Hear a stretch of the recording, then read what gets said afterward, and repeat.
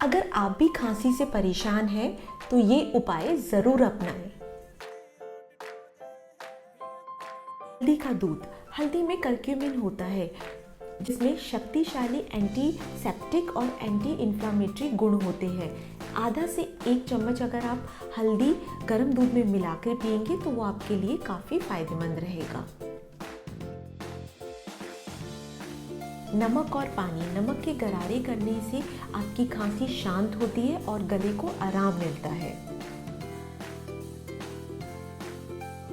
अदरक का पानी। अदरक में एंटी इन्फ्लामेटरी गुण होते हैं जो आपके गले की जलन को कम कर सकते हैं।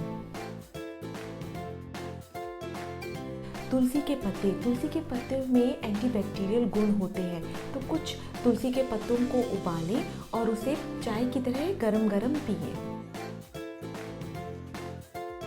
स्टीम लें।